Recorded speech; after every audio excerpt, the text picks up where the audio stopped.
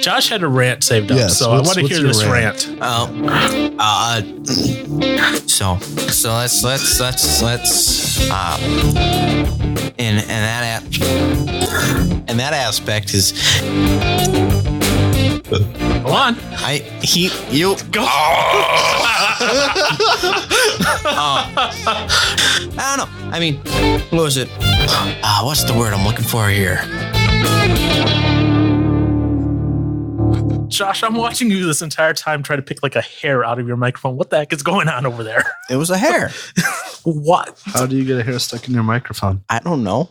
Is it Enforcer's hair or your hair? It was short and white, so I don't know whose. Yours. What? Getting old there, Josh. Yeah. I guess so. I officially get to pass off the title of old man to both of you now. So What? What are you talking about? What? Grand Rapids? Bruh. You came back from the concert? I can't move. My elbow hurts. Metal's intense, man. So yes, I get to push off old man onto you and you because like we discussed last week, Enforcer said you go to bed early now. And speaking of Grand Rapids, I forgot something. I forgot the unicorn horn. The unicorn horn. Although I was tempted to buy one at Meyer. Yeah, I know. Walked up behind him while he was getting a toothbrush that he didn't use. I did use it. Later on the day. Wait, for your mouth or for the toilet? For his mouth. What? Why would he want one for his toilet? We were in a hotel. Yeah, hotels clean their own toilets. Yeah. Bruh. Maybe they missed the spot. Okay. He is not that way about toilets where it has to be 100% spotless clean. Yeah, Oh, Josh. I know. Wow. I'm kidding. Aaron, if you want me to pause this here so he can do some damage. I got nothing right now. Anyways, no, so we were at Meyer and he was looking at toothbrushes that, like I said, he didn't use it before going to the concert. So after the concert, he's like, yeah, I feel something growing on my teeth. Wait. Growing? He said growing? Yeah. No, I felt something on my teeth. No, you said something about growing on your I teeth. was not growing. No. It was because I have a chip in my tooth. Yeah, because I talked to him. I was like, man, you're nasty not using your toothbrush before going to the concert. But then I remembered, oh, wait, he's going to a metal concert. So, he's probably the cleanest one there. Man, I would be Let's be honest. Oh, wow, that's a compliment, maybe, question mark. If you think about it. So, sorry, I'm playing with my new toy. So, yeah, but it was fun. I did put a unicorn horn on him, like I said, but I told him I wouldn't purchase it and make him wear it because I was dumb and forgot it literally in the front seat of my car. And I even had a backup horn, and I forgot both. Well, there is always good old Facebook. What about the moment's past? It's no good anymore. Gonna do? Oh, you bought it to put on his head. We still have to make sure it makes its way on his head. He's going to have another concert at some point. I'm going to save it until then. Okay. So I can wear it at my gig. Hey, there you go. And maybe by then, we'll have a few more 100 downloads. Actually, Thank you for anyone who has downloaded. We just hit 110 downloads the minute before we started recording this here, and we're recording on Saturday the 23rd. So honestly, for 3 episodes in, that's pretty cool. I didn't imagine that. I figured we maybe be at 10, immediate family and friends only. Wow. So that's all I thought that we would have. But no, we're at 100, and we're not just in the U.S., which is weird. Ireland, Spain, France, Germany, Russia, Japan, India. We're international. Yeah. So I don't know if that's by mistake, if those are bots or if those are real people. Well, I hope you're a real person. Well, it's France and Ireland where we have multiple downloads each country. So if you are from overseas, thank you. Seriously, thank you. That's kind of weird and kind of cool at the same time. I won't lie. And for anyone else in the United States, please continue downloading. Please continue listening, and please rate us on iTunes. I see that people are downloading from iTunes, but iTunes refuses to tell me how many. So thank you, Apple. But that being said, today we're going to have another interesting conversation, I think. And Joshy Boy's going over his notes real quick. going to talk about language. The topic we have down here is self-limits on language. And Josh, don't pout over there. Don't pout. It's okay. So I think this is actually kind of a timely topic. I was out in Grand Rapids with Aaron this past week and visiting my buddy there, Ben Crocker. And he and his co-host just did a podcast on Sunday, and they do the Threads podcast. And they did the topic of I'm Christian, but I cuss sometimes. And it was interesting. I thought it fit just great at the same time as this did. So if you're listening to this and you enjoy this, I recommend you go and check out Threads podcast. It's a good one as well. It's just two buddies who talk and have fun, sort of kind of how we three have fun as well. But they bring that topic up and they have a third person for that one as well. Language, self-limiting language. So I have a very, I guess you could say, interesting perspective on this. And of course, it's going to be coming from the Christian side of things. But at the same time, it's also going to be coming from, I guess you could say, the programmer in me, since I do a lot of computer programming. So I look at it maybe a little bit differently than maybe both of you do on language. What I'll do is I'll open it up to you two guys. You got any thoughts, initial statements you want to kick off on this? Or do you want me to start my stuff? Go ahead, start your stuff. Oh, you want me to start my stuff here. Okay, so self-limits on language. And how am I going to put this easily? I'm going to put it this way. What is language? What is language? Seriously, what is language? Hello, Beulah? You went up to the mic first, Mr. Johnson. Mr. Brewer, what's language? Language is a way to express thoughts, feelings, a way to communicate. Well, I guess it depends on what kind of language, because there's different types of language. We're just talking language. Language. Oh, why does he have to do this to me? Because it's easy. That's why. Johnson, language. Communication. That it? I don't know. I mean,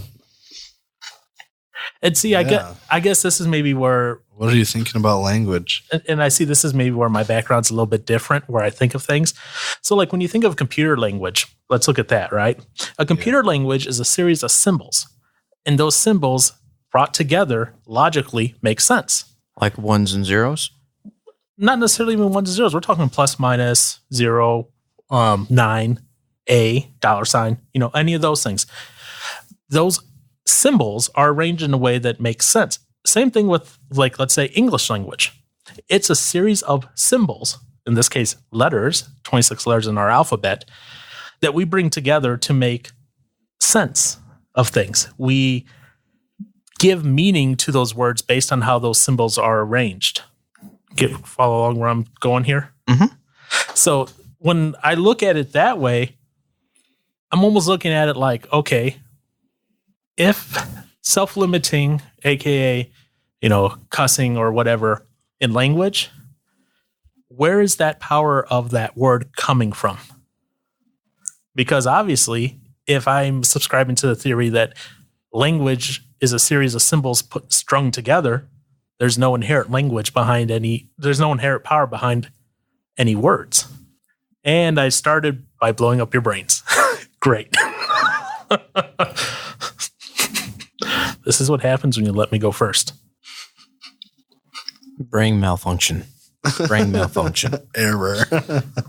Error.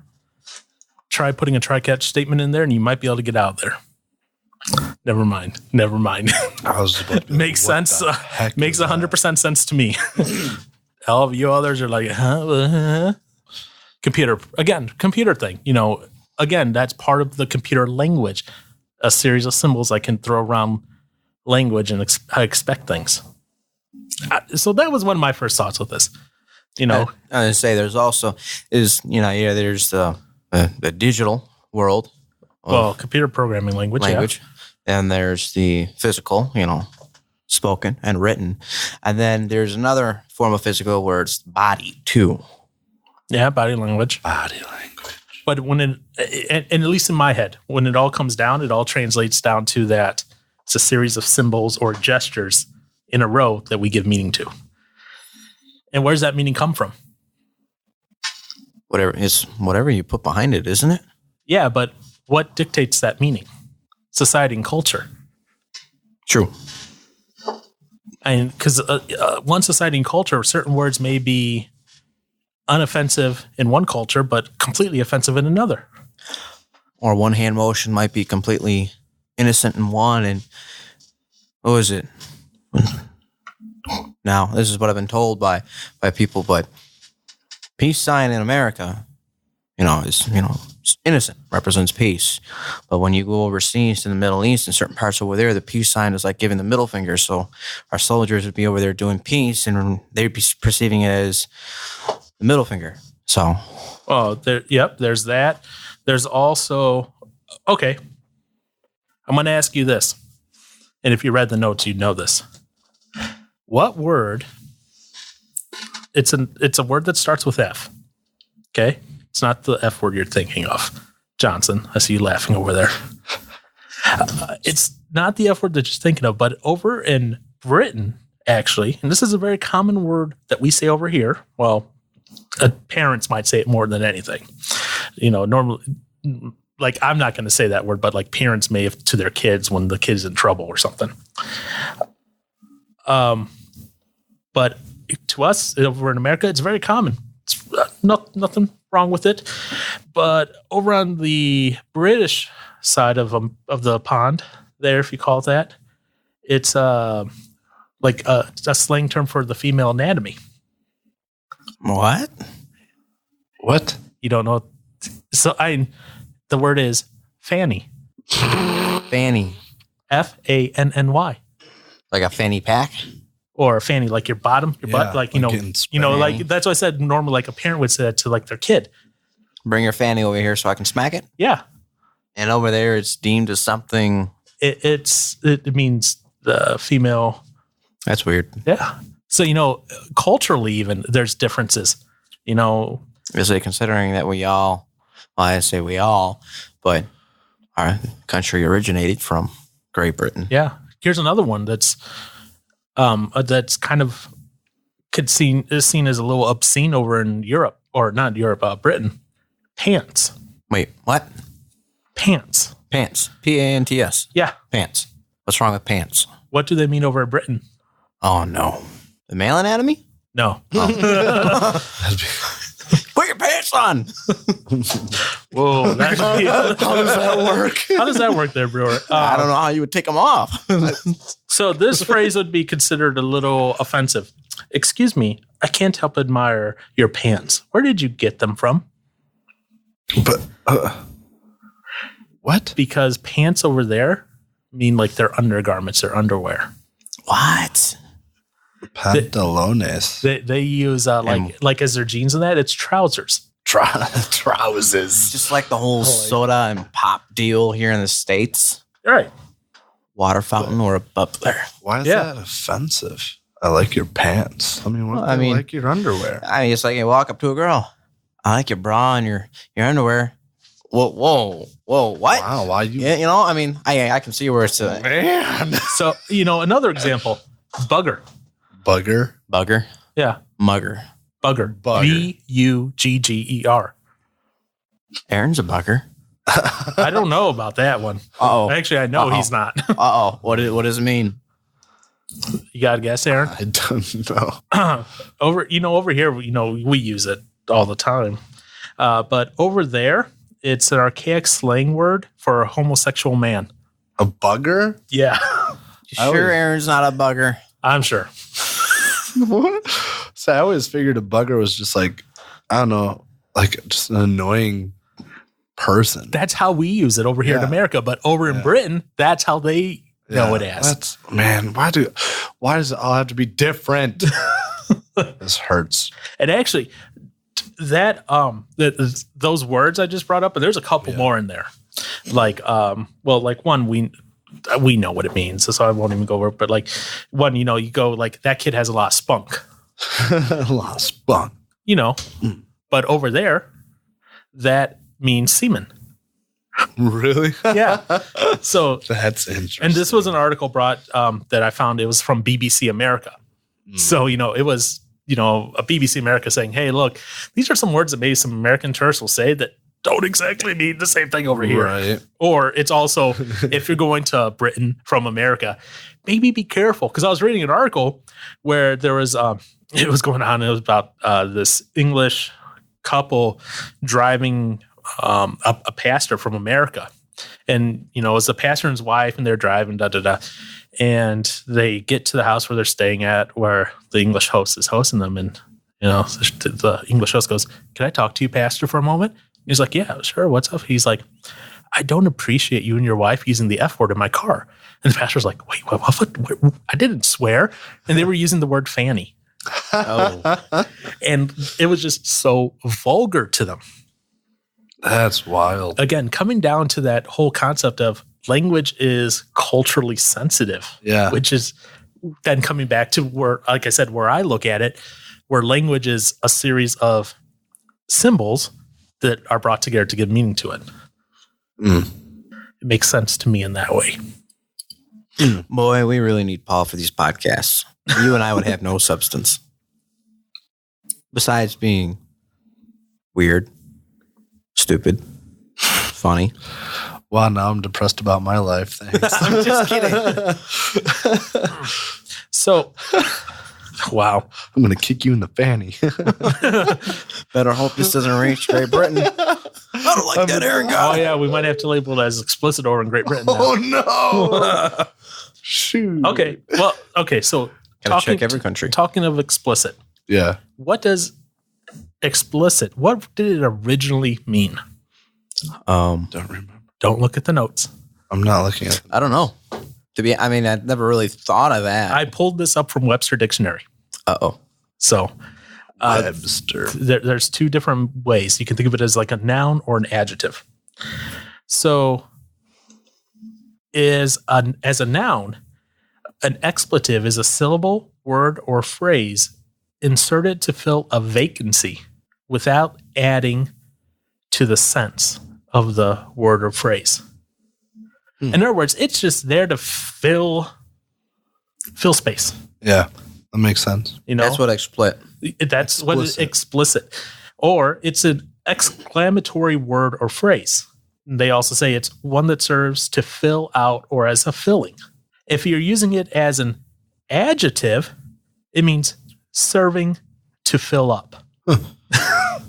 Notice what Webster doesn't do a lot of in there. Never does it say anything about it being necessarily profanity, obscene. Right.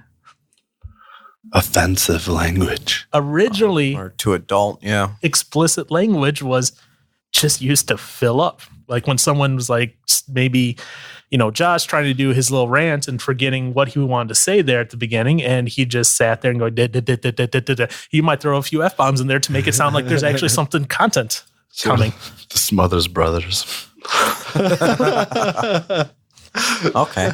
Interesting. Yeah. So I know that's always boring. It's like, well, according to the dictionary, but in this case, the dictionary actually provided some interesting clues about how explicit language actually kind of came around. Yeah, I wonder like why in the whole music area. I mean, yeah, you only see explicit on marked on stuff when it's like offensive language and stuff like that. Trigger warning. What? He did say trigger warning. He said explicit language. No. Then he said offensive, and that's when I said trigger warning. Oh, great song. But yeah, and honestly, what maybe was marked as, and this kind of goes back to the whole darkness conversation, what was marked as explicit maybe 5 years ago probably is not marked explicit now. Right. What is marked explicit now would have probably been rated X before. Is there a thing? No, there's gotta be. Oh, okay. So story time. Story time. When I was a young lad, so when I was about 12, 13. Oh, this is real young. Yeah, I know. Shut it, Josh. Making it sound like I'm in my 60s. So when I was like 12, 13, you know, my dad was fighting cancer, brain cancer and that, and one of my aunts was really helping us out. And she would take us places. And this is back when, you know, tape decks were the big thing. Tape decks in cars, you know, before CDs really took off in the cars. You know, the CDs you could find at home, but not really in cars yet because they would still skip.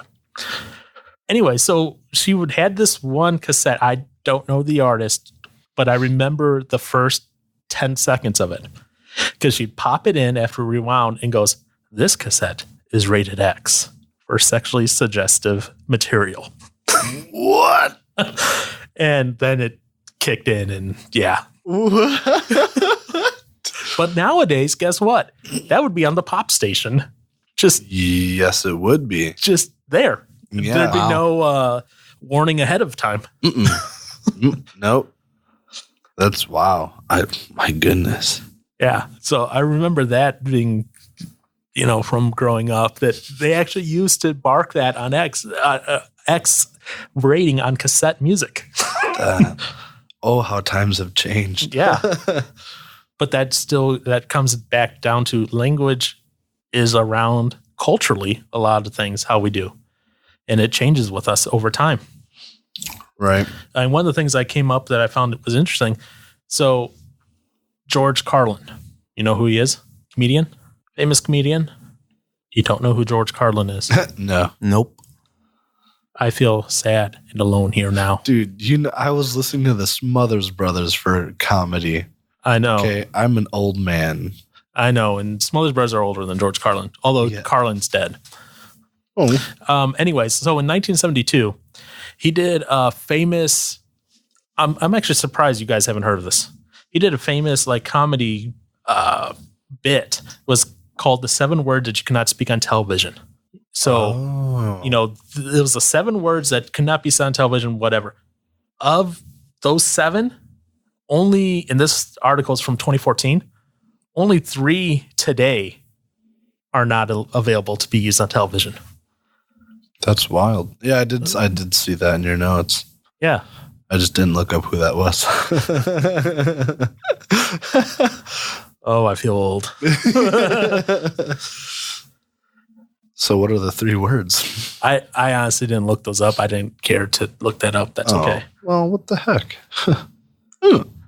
So, and in that same article, they quote Jackie Summers, who is an author. And that person actually, I know you're both shaking your head like, I have no idea who that is.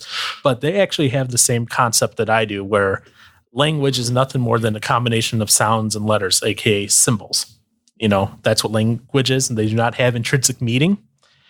And so Jackie Summers postulates that curse words are simply words and are not at all that, and are not unwholesome at all. Yeah. They postulate that. I'm not saying I support that 100% because I still come at this from multiple ways, but say what you just said again. Say it again. Say what I said again. Yes. I wish I had a repeat button, but okay. So Jackie Summers, words, language are combinations of sounds and letters. Correct. Okay. So because of that, curse words are not necessarily unwholesome because they are just a combination of words and letters because we're giving meaning to this combination of words and letters. And when you look at how Fanny here in America is not seen as anything other than just a description or another word for the gluteus maximus, and overseas in Great Britain it's seen as something very offensive, then what do you call a cuss word? What do you? That's a good question. A curse is different than a cuss. Yeah, right. And what's different from a cuss to a swear? Right. So is it necessarily the word that is banned, or is it The meaning. the meaning or the intention behind it? Yeah. That's what I've been thinking about all day today. My brain just blew up. So what have you been thinking about, Mr. Johnson? Well, I was like, well, we take him. I was talking to my mom about I guess your typical swear words or whatever earlier today. Right. I was like, so what do you think about it? I was like, because it's just, some of the words have the same meaning as, I don't know, like butt, you Right. know, or donkey, I guess, whichever one you want to use. So I was like, does it matter if you use what I guess as a society would see as a worse word? Then, would it be worse to use that word or what? Or why is it bad to use that word compared to saying butt or donkey or whatever? And I don't think she does see that as bad. It's just, on how you use it or what you call somebody with that word. So, yeah, I don't know. But I've just been thinking about that. I was like, so what? What makes it so bad to say these words that are viewed as bad? Right. Maybe it's not. It's. I was just thinking about it because. No, just say you're not doing it. I don't want to think about that. Okay. Right. When the Bible says don't swear, don't use cuss words and stuff, I think what it's referring to is since words mean different things in different cultures, I think it's more of don't say something that is going to make you look unholy to someone else in someone else's eyes. So if we have certain words in America that represent certain things, we shouldn't say those because that means we are aligning ourselves with unholy thoughts. So then how my mind would translate that, Paul, you're giving me that look, is go on. We should not say the type of words in Great Britain that are offensive to people over there because then it would align us with unholy thoughts to them. Wouldn't necessarily be unholy to us, but we want to be a light in this world. And therefore, if that causes us to not look like a light in someone's eyes, then we shouldn't say that. But then you can take it a different direction too. Okay, I'm going to ask a question here then. Uh-oh. So I don't know if this pastor still does this or not. So I can't speak to that or not. There used to be a pastor out in Seattle, Washington. Mars Hill Church. Do you know who I'm talking about? Nope. Mark Driscoll, the cursing pastor. Oh, no. He was famous. Like I said, I don't know if he still does or not. Since, long story short, Mars Hill eventually shut down. He was kicked out. And he went away for a few years, came back as a new pastor for different churches, blah, blah, blah. So I don't know if he still does it now in his current ministry track. But beforehand, he was known as the cursing pastor, where he would curse and swear from the pulpit all the time during his sermons. In an effort, to reach young men. What? Yeah. I can see where he's coming from that, but interesting. That's an interesting way to go about it, that's for sure. Yeah. So was the method that he took correct and allowable, even though the language he was using was, as you would see, it would be, as Josh just defined it as, not leaning towards the light. Yeah. Unholy. Yeah. I guess I'd have to hear some of his sermons and see how he used it, because that's interesting. Yeah, that was a big thing, maybe 2013, 2014, around that time period. Oh. I thought he was about to say, 20, and then I was like, what? And then he's like 13 to 14. I thought he was about to say 13 to 14 years ago. Yeah, that's what I was waiting for. No. No, because I don't recall it at all. Yeah, no, he was a big mega church pastor. They had I forget, they had multiple campuses. My brain wants to say 15, but that sounds like too many. But they were just all over Seattle. I was going to say, you shouldn't necessarily have to use a certain type of language to attract different people, because God's word will do that all on its own. Mm-hmm. So for him to think that using vulgar language would bring more people on, if it worked, well, I'm pretty sure those people are still using the vulgar language. I work with some people, and when they use vulgar language, they don't use it in a loving way. Whenever it comes out, it's always coming out through anger. And anger and those words definitely don't show any light coming out of someone's soul. So, could you ever use vulgarity non-angerly? Yeah. To show light? Oh, I don't know. I don't think you could, because, like I said, society paints certain meanings behind these words. Mm-hmm. So when you say these words, you're telling your thought process, in stuff when you say them. Now I can understand some people, not necessarily that it's right, but we all know somebody who has had to use vulgar language on the job, and him being was a police officer, he's retired. He had to use it in order to get people to take him seriously, which is unfortunate when you have to use words other than please or this and that. I mean, you pull over, please. Okay. Oh. But no, when it comes to trying to, thanks, Paul. No. But when it comes to trying to get people to cooperate, and he would have to use these words, it would show that he had more of a position to be asking people to do these things that he was requesting. And the person that he was dealing with would then acknowledge, am I making sense to you? You're giving me a squinting of eyes. Yeah, but I'm just kind of confused. It's not like you have to. It's just a tactic to, show intimidation or scare somebody into something. And that's another thing. He didn't want to, but to get his job done as a police officer, he would occasionally bring those words out. So did he notice a difference then after while using, I guess, language to people? From what I talked to him, yes. Oh, interesting. He said he had to use it to get people to cooperate sometimes.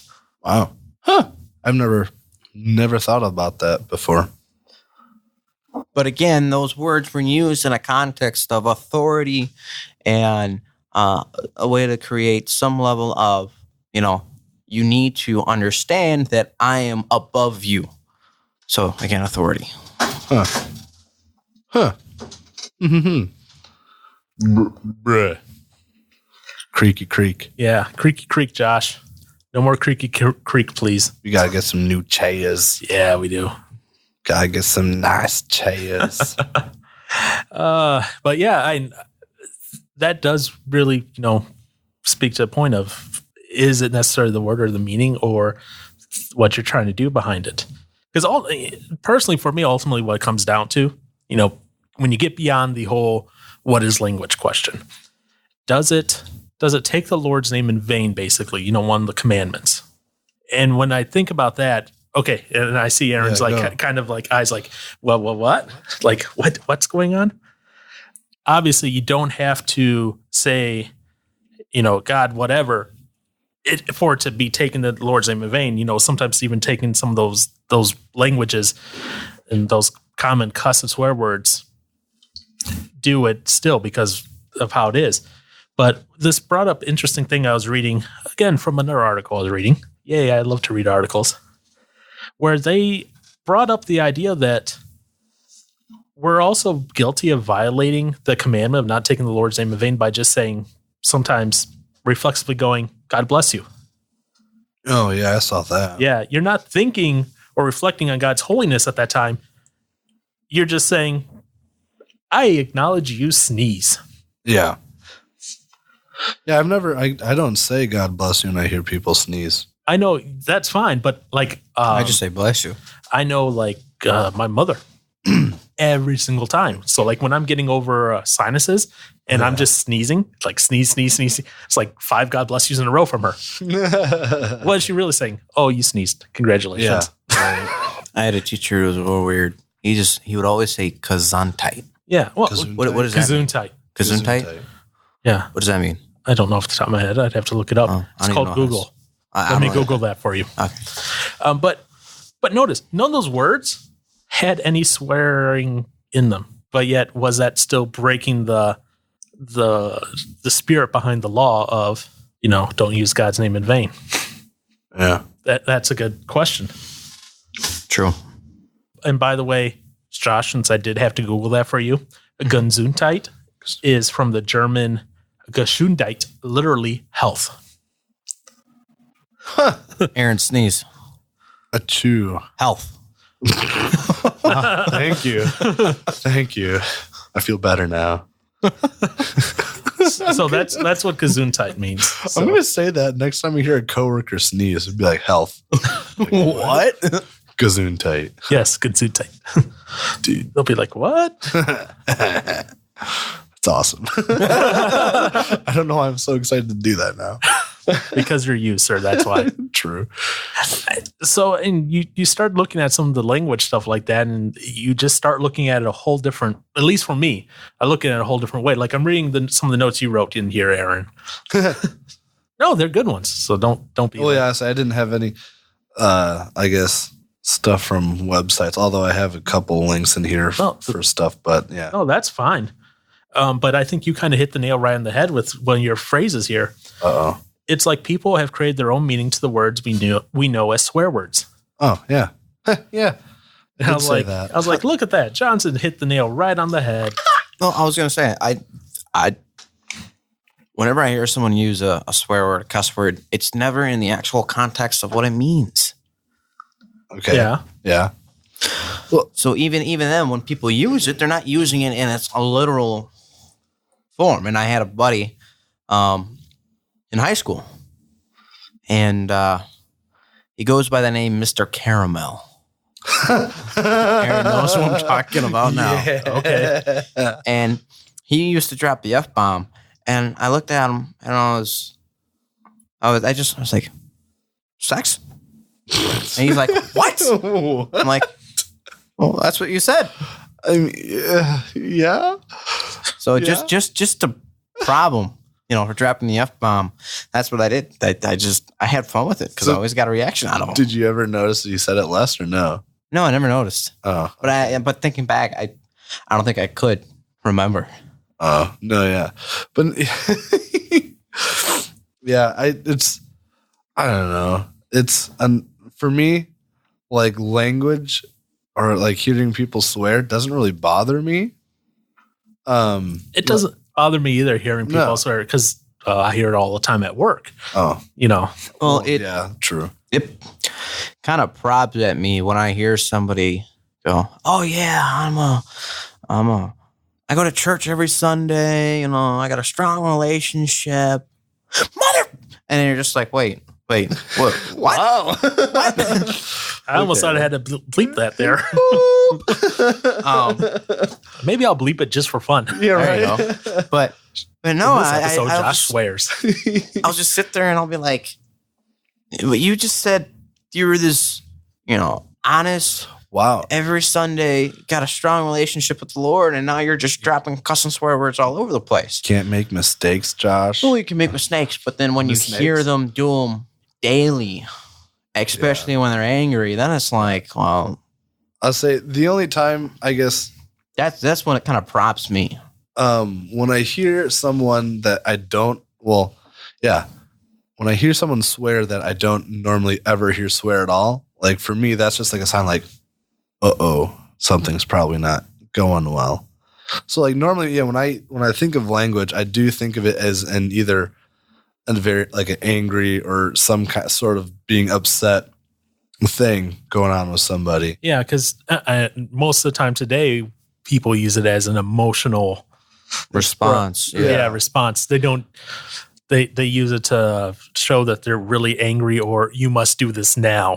Right. Yeah. Which comes back to retired policeman. Yeah. Yeah. You must do this now. So therefore, bleep, bleep, bleep, bleep, bleep, bleep. Right. I doubt it was that many strung together knowing him, but Well, you never know. But I mean, I don't know. I mean, yeah, I've caught myself using explicit language before. I was gonna say we're all guilty of it, and But see, I don't know. I don't know.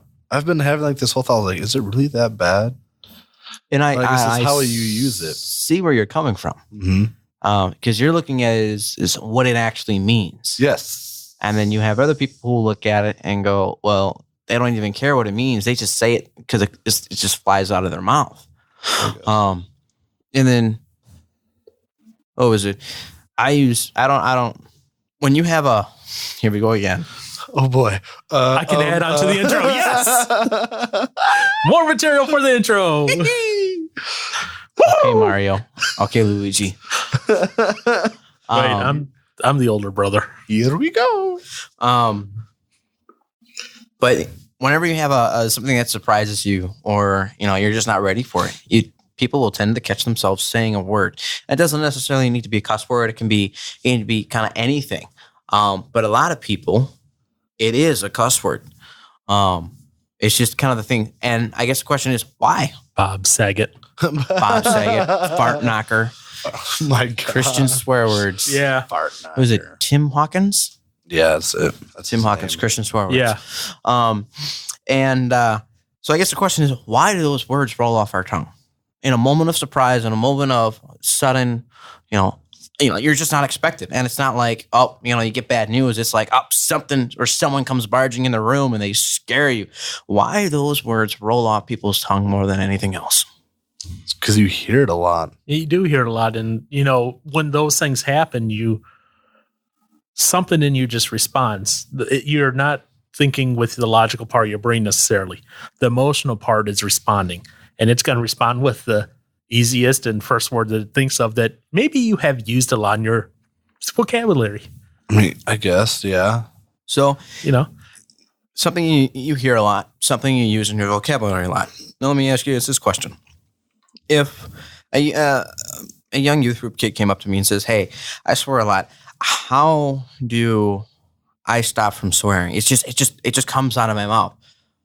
How would you guys stop yourself from swearing?" Oh, I could tell you how I have. Do you want to go first, Johnson, or do you want me to?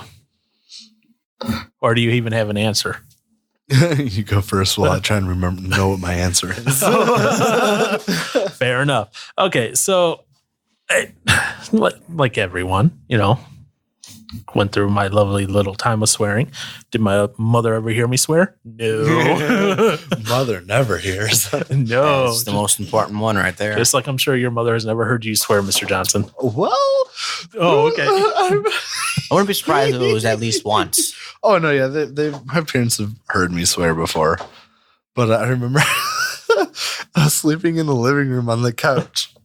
And I had a Charlie horse in my leg. And I remember waking up and I was just like, oh. And my mom was like in the She put her hand over your mouth. Like right next to me. I was just like, I looked at her and like, I mean, she was, thankfully she was, she was sleeping. So she probably didn't hear me on that moment. But I looked at her and I was like, or she pretended to stay asleep and just started praying. Forgive him. He knows not what he has done. But no, yeah, I've had my moments, but that's those Charlie horse moments were definitely never fun. Well, again, that comes down to that sudden surprise emotional part of the brain where just like, but so back when I was in high school, try to fit in with, high schoolers, being a stupid idiot. Gotta be cool, man. Yeah, that's what I thought. I was being an idiot again, like I said. And of course I swore. And when I started coming to youth group, especially a lot more, I was like, maybe I shouldn't be doing that, especially being on the worship team in that. It's like, hey, this isn't right. So it took time because I had to consciously capture every word, I would almost say. Even in those moments of surprise, I'd have to literally process the word before I spoke it. Sometimes it still happens because sometimes something just happens so surprisingly or so suddenly that your brain doesn't have a chance to catch up. But that's how I did it. I took the time and where I literally said, okay, before I say anything, I need to let it sit and marinate for a brief second in my brain. Is this right or not? Then say it. And it's not foolproof. That works for me, and that works for me mostly because I like to think on things before I necessarily say them. I don't just typically speak off the cuff. All right. Johnson, you ready? Your cheeks massaged? They're just clenching. I don't know why. My face cheeks. How tired are you? What? Are you really tired? No, I'm not tired. Oh. It would have been better to do this tomorrow because I would have been less tired. No, I'm just kidding. Do you need a second? Are you ready? I'm ready. Are you ready? Okay, Then go for it. I'm ready. I want those boots. What? Never mind. Wow. I don't know. Yeah, pretty much just honestly what Paul was kind of going off of, just being aware of what you're talking about, or not what you're talking about, what you're going to say when something happens. Or for me, it was just whenever I would, I guess, swear, I would stop and be like, oh, I just said that. And then like think of what was going on at that moment that caused me to do it. So if I ever came up to a moment like that again, I'd be like, oh yeah, that's true. Because sometimes if you can't catch yourself, you can catch yourself after. Right. Yeah, that's true. Well, that's a good point. So yeah, I mean, that's what it'd be after it happened, then I'd be like, oh, well, this is what normally likes to come out of my mouth when this happens. So next time something like that comes up, I'd be like, huh. And it's not a 100% thing. No, it's not, and it's not something that happens instantly either. It takes time. It took me years, and I'll admit it. Something that happens still. My brain is still instantly, as our pastor says, my brain instantly goes to those bowling words. The bowling words. He calls cussing and swearing bowling words. But like instantly, like anytime something goes wrong, my brain still hits those. But I'm like, nope, I need to filter them out and not say them. And that's still bad. I will readily admit it. For me, that's still bad that it's still there, because that's still part of my heart. We're made imperfect, so we'll never be able to get something down 100%, but getting it as close to 100% with the goal of trying to honor the Father. Now, can't go wrong with that. Why is that dishonoring, though? What? Just using what's considered now as a swear word, like as in donkey or butt. Why is it dishonoring? Yeah, if it's just a word. Why? Yeah. So the way I kind of look at it, I'm trying to make this as easy for you to comprehend as possible. Oh my gosh. Well, no, so that it translates well over audio. Yeah. Okay. Because this could get complicated. So as Christians, we're God's children. Okay. We're also supposed to be representatives of God, and I guess you could say, shine his light, in the world. Okay. Mm-hmm. Spread that light, all that stuff. When we swear, this is, again, how I'm saying it. You don't have to agree. I'm not saying you have to agree on this. This is just my perspective on this. Yeah. It's like we're tarnishing that reputation of God because we're supposed to be that little representative of it here on earth. I see that. I mean, I get that. Yeah. I don't agree with the people who say, oh, if Jesus were here today, he would be swearing. I was like, I don't think he would be. I'm sorry. I mean, I don't know. I'm going to say it's... Well, what is swearing? Again, that comes back to the beginning of the conversation. Yeah, exactly. Because, swearing is a word that culturally has a profane backing behind it. Yeah. So would Jesus be using something that is profane? Probably not. I'm going to go on and say. I mean, I guess if it's... And remember, it says that we are of this world, but we are not to be. No. Hang on. I said that wrong. We are in the world. We are in the world, but we are not supposed to be of this world. Thank you. Yeah. Thank you. Yeah. So Josh has the wrong version Bible, is what we learned today. How do you know he doesn't have the right one and we have the wrong one? Because Josh is the only one that has that version, so therefore. Okay. I don't have a version. It's a misprint. Quick jump back to my way of getting rid of. Oh boy. Okay. Yeah. Go on that. I was peer pressured when I started swearing. Like, oh, dude, I never hear you swear. I'm like, oh, well, mom and dad tell me it's a bad thing, and I shouldn't do it. Like, oh, swear. Anyways, remember, he didn't like looking at scary movies either. True. I have a logical reasoning. Okay. Anyways.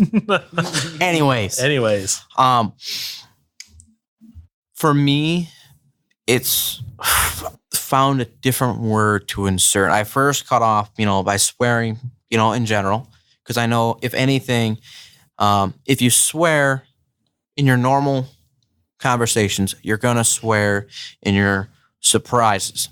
So I said to myself, well, to slow that down or to eliminate swearing, there's no more swearing in my conversations.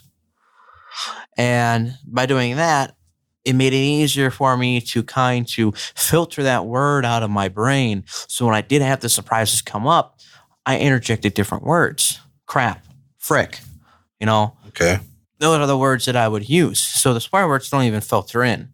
Although like Paul, when I'm at work and certain employees do certain things, of course, certain words come to the back of my brain that I have to tell myself not to use. So there is that aspect too that I still have. That leads me to a question then. The question is this, because you brought up Tim Hawkins earlier. Tim Hawkins and Christian cuss words, Christian swear words. Are those any better necessarily than full-on cuss words, full-on swear words? Yeah, that was going to be my because question. you're using them as a substitute. Yeah, you're still in the same mindset. It's just a different word that's filling in that area. So right, it's the attitude. It's the attitude, the meaning that behind it, and what is really going on in your heart and mind at the time. Yeah. If I say the word the, but I'm substituting that for the word F, the F word. Yeah. I'm still giving behind the same meaning, but I'm using a nice, clean word. Well, a word that's seen as a nice and clean You're word. right. But then is it a bad word to use? That's what it comes back to the meaning. What is it being used for? Yeah. If you're using the word frick instead of the other word, yeah, but you could easily replace it in the speech with the intended word, or you say it, I'm like, oh, I know what he's saying. He's just trying not to swear. He's being polite. Yeah. It's the same thing. It's no different than not saying the word. So then that brings the question of, what do you say? I don't know. Because then that also ties back in, man, whoever listens to this one is going to be like, man, my head, they got this, they got a good point here, they got a good point there. Do we though? What? Welcome to Tangents with Josh. You're going to clip that out, aren't you? Yeah, I need a button that says Tangents with Josh. But so if we go from, what is a cuss word? Is it defined by society and culture? Or is there a generic cuss word throughout the whole, words throughout the whole Bible? Or is it just something that aligns itself with profanity? Is it, this is all the stuff we've just talked about. I know. And Aaron's giving me the eyebrows. That's why I'm saying that. Well, and that's the thing. There's no simple definition for it. Yeah. And that's part of the whole conversation is, how does this impact your daily life? Because again, I like to read articles. Yay. In this article, they're talking about how cuss words from maybe the 70s no longer are necessarily cuss words nowadays, and they don't mean exactly the same things. Well, I found it interesting as I was a kid growing up. Well, no, okay. As I was a kid, and I had to go use the bathroom. Yeah. Somewhere out there, I heard, someone had to go take a piss. Yeah. And I remember saying that, and my mom's like, don't say that. That's not a good word. But now when I say it, it doesn't matter. Yeah. It's okay for me to say that. So it's like almost like you graduate with what you can say as the older you get. Just like with like things you can see and do. It's just like, well, now that you're older and stuff, well, you talk how you want, I guess. It's like, not saying that that's how it is. How'd you describe profanity before? It was your what words? Bowling words. Bowling words? Yeah. And say for me, I'd call it car words. Car words. Words you say when you're alone in the car. No. Or working when on you're a car. really upset with the car that you're working on. Okay. Or motorcycle. Or motorcycle. Yeah. Yeah, you've heard both. Yeah. So You walked in on both too. Yeah. I did. I completely forgot about the motorcycle one. Yeah. So what was interesting while going through this, I don't know if you've heard of this. There's the Word of Faith movement. Mm-mm. No? Nope. They believe that certain spoken words have special spiritual powers. Fusroda. Yeah, exactly. Sorry, this is not Skyrim. So we're talking like modern day witchcraft and wizardry? But no, this is in the Christian movement.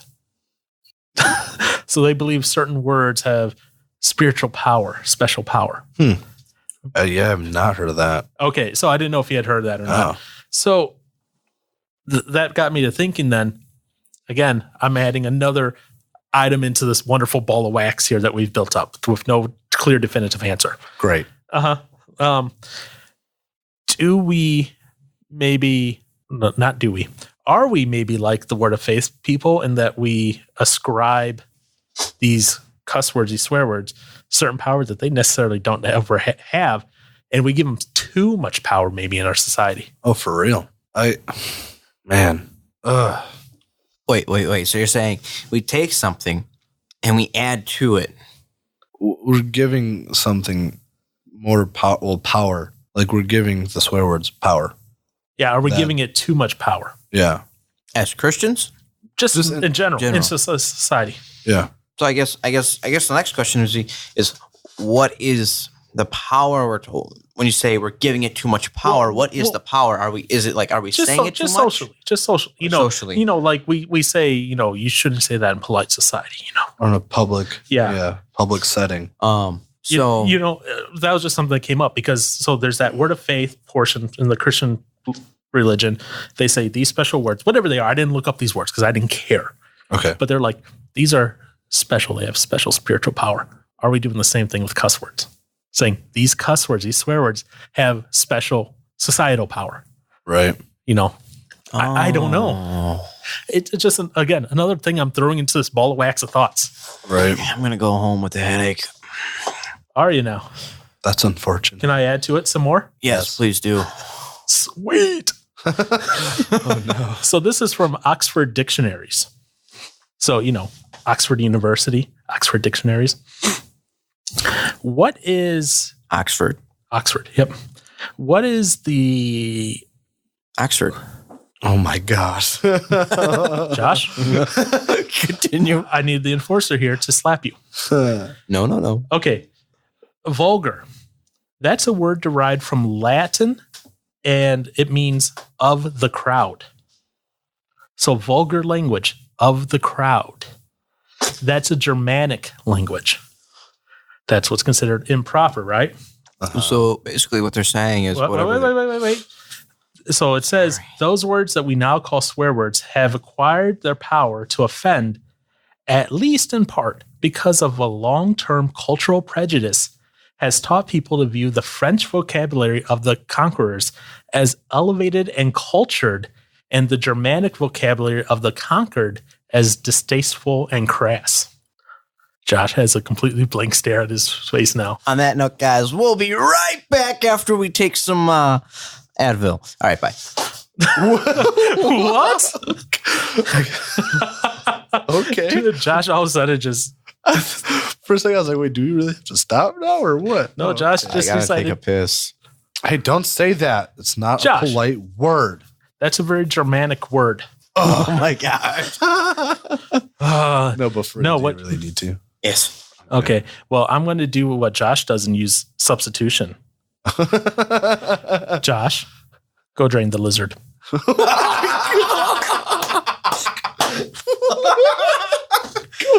Oh man.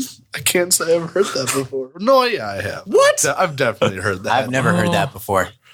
I've definitely heard that. It's just been a long time. Wow.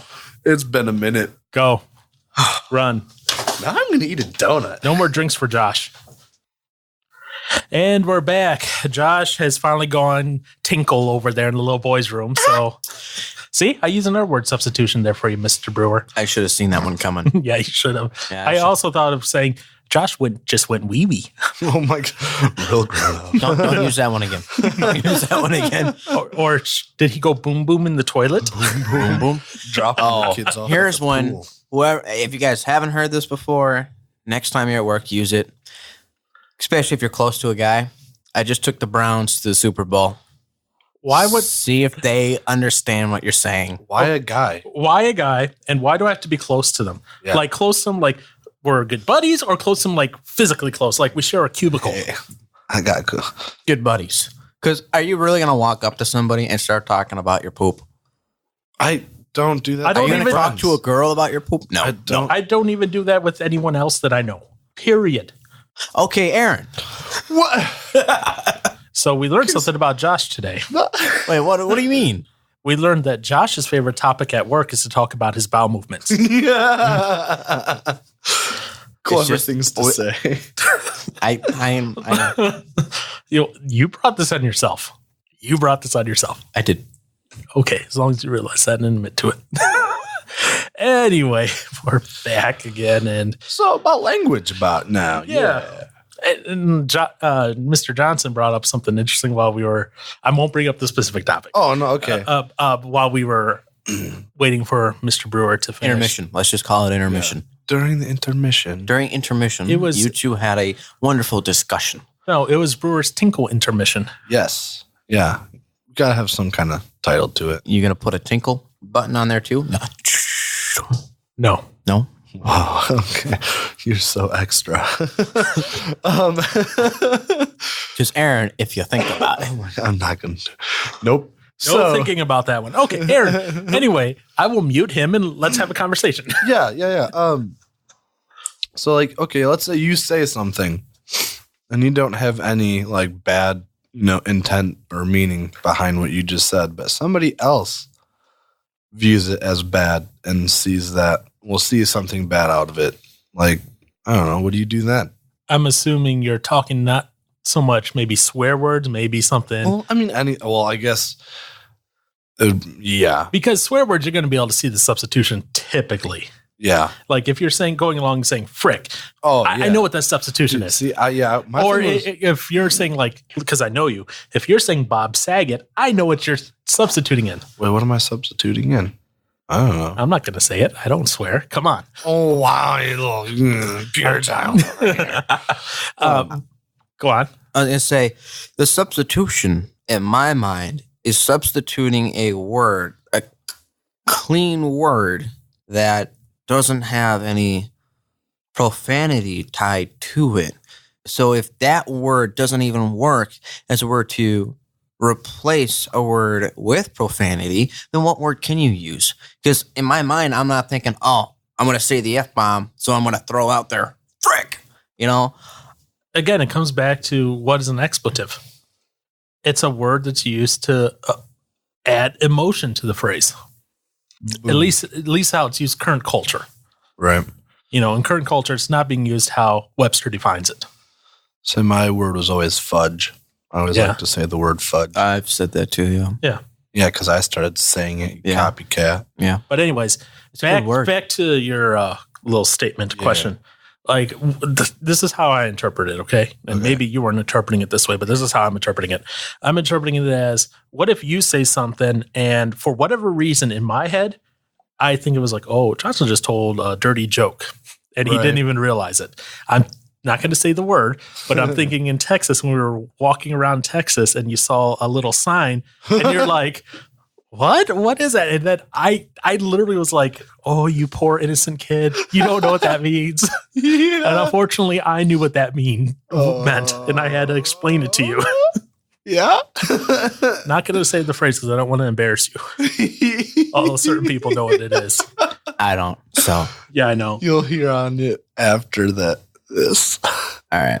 I doubt. But that's what I think of. Maybe you say something and maybe I'm misinterpreting, but when you say your statement that you're saying, that's how I'm interpreting it. So if you say something and I'm like, oh, I took that in my head as a sexual joke. Right. You didn't mean it that way. No. But because of my experiences, right, the things that I did as a youth that I do regret, I'm like, oh, wait, that triggers this memory. Yeah. And all of a sudden it's a dirty comment without even trying. Right. Yeah. Gosh, what do you do with situations like that?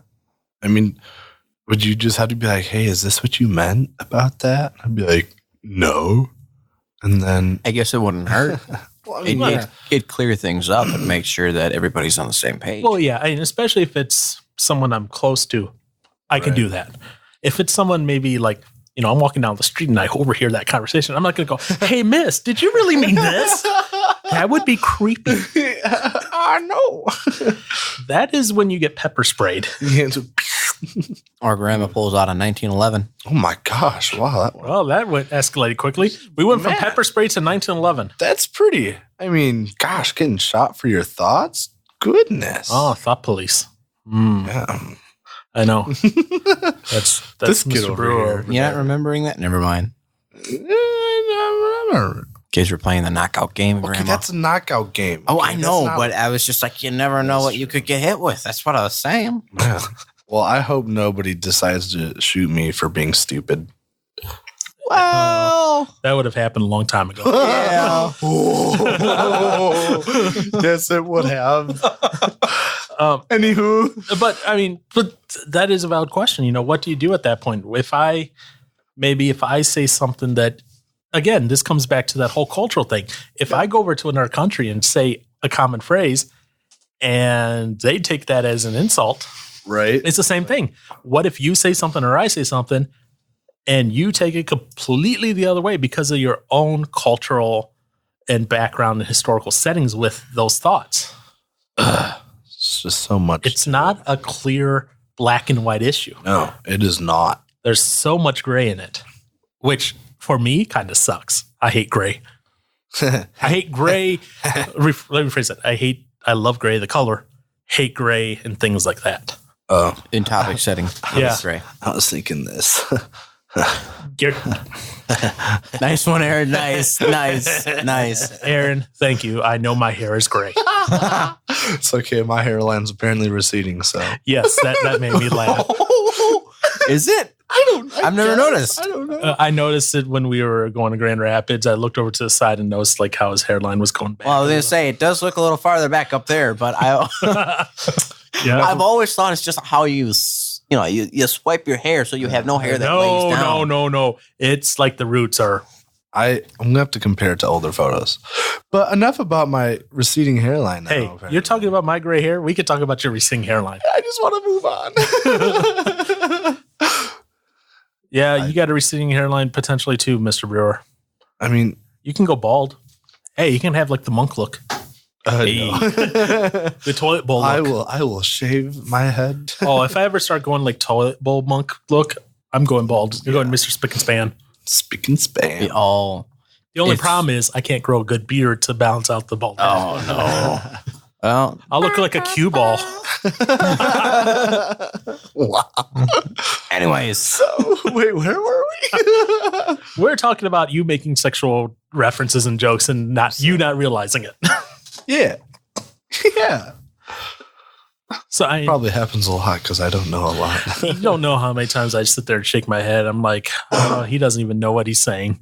Again, though, that's because Right. of all the stuff that I did when I was younger that I regret. Right. So, which Paul's experiences shape his perception on the things that you say and do. right. Yes. And that's why I've told it, and I know I've told you this many times. I'm like, I am glad you're so innocent. On some of these things. Yes. I'm also scared that you're that innocent on some of these things. Because some of the things that you say, I'm like, if it was anyone else, I would know that they knew what they were talking about. But you, it's just like, no. I'm like, it's like, oh, he just made this very crude sexual joke and he doesn't even realize it. This is wild. What? Oh my goodness. Like if it was our mutual friend, I would know he knew exactly what he meant. Mm. Yeah. Maybe I'll learn someday. You know what? Probably Don't rush into it. not. Yeah. But then what if I say something and then I'm in a public setting and they're just like, so I'm like, To be honest, in our current culture, You would just get laughs. no one would probably bat an eye. Oh, okay, well, then I'm fine then. Cool. Now, that doesn't mean going and doing karaoke night. What? What? What? Never mind. Okay. Never mind. Wait. Don't go do karaoke night. I Yeah. can't sing? No. Thanks, Josh. What? Josh? The one thing this podcast has shown me is how my thoughts are a little bit more in depth than I make them seem. So I'll process how everything connects. I'll say something, and then you guys are like, "What?" Yeah, you need to give us backstory on things. I know. But then, But then that turns into a rant. Yeah, we just don't. Whoa! It turns into rant, and then turns into that. Turns into an intro Yeah, true. Entertainment that you didn't even realize was multiple takes cut together into one. I didn't. That's how often it happens, guys. Everyone knew about it. It was great watching. How do you say? How do I want to say her name? TJ. She just burst out laughing when she heard that. great. Oh, On Wednesday. She was cackling. Really? Oh yeah, it was great. And it wasn't even finished. And she was just cackling based on Josh going,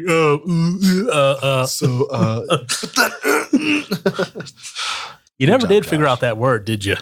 That you were looking for. I honestly don't remember the conversation that well either, so I couldn't figure it out if I did. I think that was like 3/4 in by the time we got to I'll have to listen to that episode and I'll tell you if I figured it out. You know, you both should be listening to all the episodes so we can all learn. Yeah, Josh. I make it a point to listen to every episode while editing, after editing, before posting, and then after posting. So yeah, any more thoughts on language, restraining it? Because if you think about it, this is an extension of the whole, in a way, this is an extension of the darkness one a little bit. And then the next week's one will be an extension of this even more. Wow. Yeah. No, I don't know. I guess just like, is there? And I'm not looking for solid answers, obviously, because I keep throwing these different things onto this ball of wax of language, and Right. it's just things to think about. It is. It's good. I guess just I don't know, from like a Christian standpoint, like I love how you rolled your eyes. well, just, goodness. I know it's just you.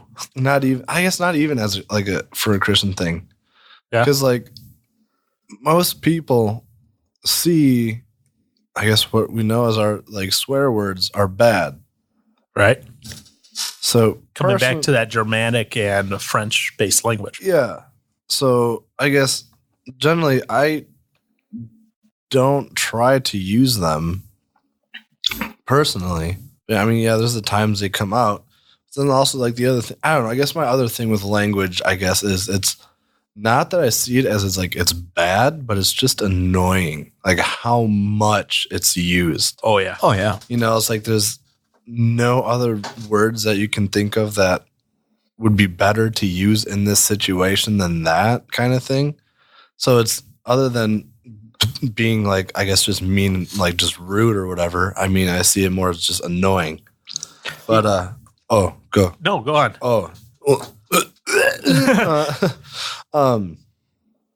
But yeah, it's, I guess, I don't know. For me, I guess I just wouldn't tend to use it just to be out of respect for, I guess, majority of people. Because for some of the words, like if you're using the words as it for like, I guess how it was originally meant to be used as, like I don't see any issues with using said words in that way. But I guess I'm wondering if that's, and this is where I get more on the whole like Christian level from a Christian perspective. Like, is it okay to use those words more just on your own, in like your own home, because the majority of the people see it bad. So, but then there's like the whole thing is like, oh, well, you do this at home, but you're different, you know, out here. So, yeah. And also it's one of those things of, if you're using it at home, you're still reusing in your head and everything. Yeah. And it becomes part of your bad. Again, Is it bad? These are the questions. It comes down to how much power is culture giving it? Yeah. You know, because. So now, okay. Okay. Now let's say, okay, yeah, the culture gives it that power. But what if you don't personally give it like this power that, you know, it individually. Okay. So individually, like we talked about, like if you say a statement and, you know, I'm like, okay, that translates in my head to a sex joke, but it's, you didn't take it as that. Yeah. I get that. But culturally as a whole. So you need to be sensitive. You need to be sensitive about that, because culturally as a whole, there's going to be things that are going to be out there that it's going to change every 10 years. Right. What is and what isn't a swear, cuss, vulgar word. So Political correctness. Would you say? I wouldn't say political correctness, but Would you say that as a whole? So, would you say society or the culture is accepting of language now? I think of a lot more. Yeah. There's certain language that culture doesn't accept nowadays that maybe used to be accepted. And okay, Right. So I'm gonna Like go. what? This is where I was going with that. Okay.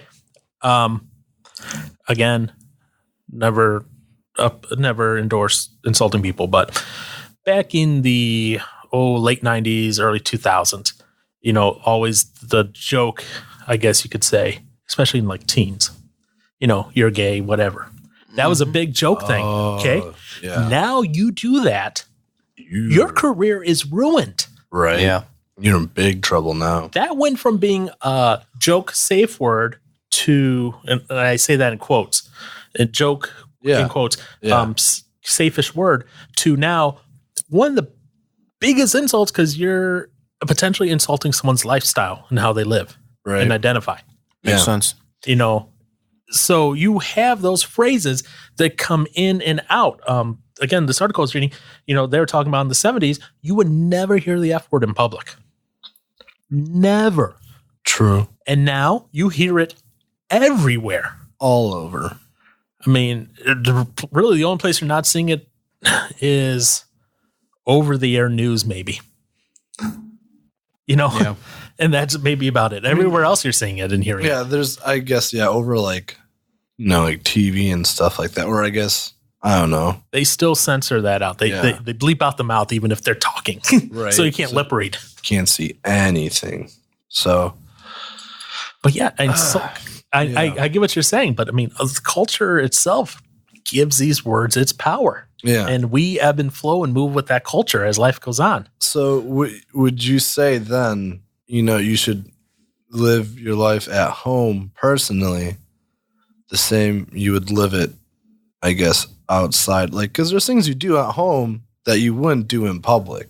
Right. And So it might not isn't it- necessarily be a wrong thing either. Yeah. But society can view it as being wrong. Yeah, but What is this? personally, where I see it, Yeah. especially being a Christian, Yeah. I see it as consistent across all realms. Yeah. I need to be consistent no matter where I'm at. Home, church, with office friends, with church friends, with the pastor, with the local garbage man, alone at home with my dog. Right. I need to be consistent, because if I'm not consistent, I'm basically allowing myself to conform to wherever I'm at the time, instead of conforming my mind, my heart, and my goals and aligning that with God. I'm instead allowing myself to morph and conform to the areas where society is putting me in at that time, whether they be at work, with friends, in a social setting. That makes sense. That's my thought on it. And I'm not saying you have to take that as your thought. No, yeah. I will say I agree with Paul on that. That makes the best sense. I get the whole consistency part about it. Yeah. It allows you to be an honest Because believer too. what happens if, and this happens, your work friend maybe all of a sudden transitions into someone you see at church, and all of a sudden they're like, you're two different people. Or you invite them over to your house. Okay, now what if to go farther even into that? Yeah. Like, what if it's just you while you're alone, but then as soon as you have company over, then it's just like, bit. I mean, obviously stuff's going to slip out, but stuff will slip out wherever you go. Right. It'll slip out even more when you allow your health, yourself to have two or three sides. Wow. So if you act one way at home, act a different way in public, and then act another way at church, it's going to allow, depending on what you do, if you swear in public and at home, the chances are going to, rise up more for you to swear at church. I'm not going to swear in public. It's literally just all on my own.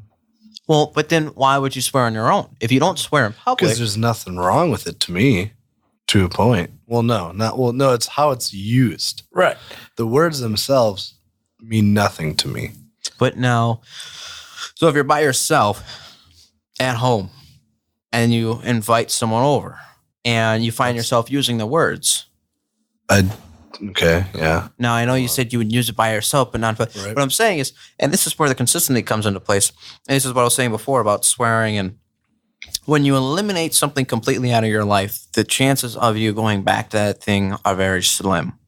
But when you allow certain parts of things to stay in your life, it'll still stay there all around. So it's not like you have, a card, You have the face of a card and then you have the kings on the other side. You're going to have the face and the kings on both sides in reality. So you swear at home, whatever you do at home, it's going to carry into the external. Yes, I'm using my hands. I use my hands. Whoa, what am I looking for here? I don't know. What are you looking for? But I get what you're saying, because when you do that, you're comfortable doing that at home alone. Right. And then if you invite someone over, you might let that go. Yeah. Now, again, I get what you're saying, how, you don't necessarily see those words as problematic. I get that. Yeah. So, again, this is where you need to figure out what that proper balance is. Mm-hmm. So what was it? Luke 6:45. The good person out of the good treasure of his heart produces good, and the evil person out of his evil treasure produces evil. For out of the abundance of his heart, his mouth speaks. Okay. So this is where I'm taking it and I'm saying, what you do, what you think, what you say, they all tie in together. So you won't necessarily be able to separate it when you live two different lives. Because if your mind at home thinks about swear words, then your mind in public is going to think about swear words. Or if your mind at home thinks about whatever it may be, from lust to alcohol to if there's certain idols, your mind's going to carry that wherever you go. It comes back to the wonderful principle, your sin will find you out. Because you're engaging with that at some point, and it's going to pop up somehow. But I see where you bring an interesting point to the table because you don't see it as a sin, and there's not a good dictation that says what it is and what it isn't on the lines of it being sin. So I can see where you have a valid point with that, especially as we create all these questions. Right. Yeah, because if you want to take a look at some of the stuff, in let's say Ephesians 4:29 speaks about allowing no corrupting talk to come from our mouths. But if you think on that a little bit, corrupting talk, it says we should replace that with a speech that is good for building up, as fit for the occasion. Mm-hmm. That's not necessarily saying certain words. It's saying speech that is giving to build up. Yeah. Could I potentially see some swear words being used for that? Personally, for me, it's hard to see that. Okay. Well, personally, I said personally for me. Yeah. There might be instances where you could see that. Okay. I'm not even going to the whole thing of either bringing someone down or lifting someone up. Right. Just a casual talk. Right. I get it. Yeah. But yeah, these are still things that we should always, consider. Anytime we're talking, is it building up or is it tearing down? Yeah. I can see for some words how, it would be difficult to see anything but tearing down being the outcome from it. Right. I suppose. But again, it's not coming back to individual words. It's the meaning and what's the heart behind the word. Yeah. Yeah. So that's all, folks. For me, at least. For you. I was going to say Matthew 12:36-37. I tell you, on the day of judgment, people will give an account for every careless word they speak. For by your words you will be justified, and by your words you will be condemned. So how I see it is, I align with Paul, just kind of wrapping it up. I align with Paul on the consistency part. Because if there's something that could float along the lines of carelessness, well, if I'm going to be judged, I'd rather not float along the lines of carelessness. I'd rather be safer than sorry. So that's where I see it. So, I mean, if it's something that might not, as in you're putting it, be a bad word, so why can't I not use it? But if right now we know from what we know from the Bible and from the teachings that it gives us and from society that those words would be considered careless, then I would rather not speak them. Oh, yeah. I mean, yeah. And I'm not going to judge someone who swears because I don't care if I hear it. It's not going to affect me personally. Mm-mm. I prefer not to, but it happens, okay? Right. And I'm, again, reading from articles because I love reading. This caught me by surprise. And it goes back to like these other phrases like that say that like try to use a swear word in the middle of the phrase to show that people care more about swear words than maybe like the poor and the homeless or whatever. Mm. And so this person, the name is, it's an author, Addie Zierman, says that she details a tactic that she uses to help determine whether a Christian friend she is sharing with can truly empathize with her troubled experience. She intentionally uses a profane word as she begins to describe her pain. She says, throw out an expletive and see if you get the look. Watch to see if the person shifts uncomfortably or looks down at their hands. Then you know this. She says, this is a dangerous Christian, the kind that will not be able to handle the truth of your pain. And that's true, because how many people, if you use language that maybe bowling words or salty language or whatever, they might get uncomfortable. Yeah. And then they're more concerned about that word than they are what is happening to the person. Interesting. That's an interesting way to look at it. Yeah. Cool point. Mm-hmm. And we should be more concerned when dealing with people. What are they going through and being sympathetic with them and helping them and empathetic than necessarily the language. How they're That's saying true. it, or how they're Especially if it's a non-Christian. Oh, absolutely. Because then all bets are off on language. That doesn't mean I'm going to use it. No, but all bets are off. Doesn't matter. Yeah. It's not a factor in how you interact with whoever. Interact with whoever. Could you add more spaces in between your words? I mean, maybe. Yeah. So that, that ultimately that's where I come down to. It's language is a series of symbols that we give meaning to. And as a culture, we give these series of symbols power to have a definition. And we therefore give these certain definitions power as being explicit or vulgar. A word is not necessarily bad or good. It's the intent behind which it's used. That's how I summarize it. Yeah, I'm with you on that one. Well, I know you are because that's kind of what's in your summary too. No, it's not. Yeah, it is. It's I in know. your notes. I know. And you know what's funny? A lot of this article that I've been referencing about this vulgarity not necessarily being the worst, it actually comes from the North Carolina-based Christian Research Institute. Which wild threw me by surprise. This article here, it's by Richard Poupard, Poupard, and it's featured on The Bible Answer Man by Hank Hanegraaff. Interesting. And that's where they're talking about, like, hey, you know what? Words, a lot of it, we're just giving the power to it. And when it's not necessarily the word that's bad, it's the meaning and the power we're giving to it. I just found that interesting. Questions. Good questions. A lot to think about, isn't it? I see what you did there. What did you do there? I dislike myself for saying that. If you think about it. Josh, anything else? No, I think that's it. I think it's time to call it a wrap. Johnson, anything else? No. No, nothing? Okay. Just disgust Just discuss for myself. Well, because you're thinking about it. Yep, that's why.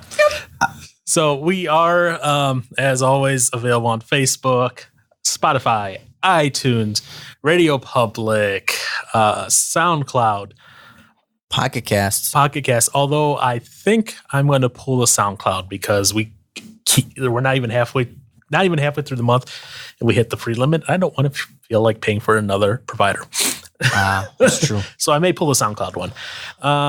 But that's okay because that's only one person listening. Oh, Wonderful, Mr. PH. Yeah. Sorry, dude. So you'll have to listen through iTunes. Speaking of which, if you have an Apple device, or let me rephrase it, if you listen, please go to iTunes. Find us on there. Use Your Words Podcast. Give us a rating. Give us a review. Share it with your friends. And again, if you want to give us 1 star, that's great. Give us 1 star and share it with your enemy. So that way you can torture them. We appreciate it. We will torture your enemy for you. Yeah. That includes even if you have an Android device.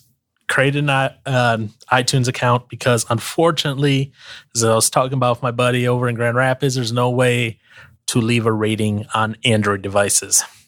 On Google's own platform or anything like that. How unfortunate. Yeah, very much so. So you have to go and create we would like it if you would go and create an iTunes account and leave us a review or rating. I see downloads are happening over on iTunes. Just iTunes won't show me how many. So we don't know how many of you guys are faithful listeners.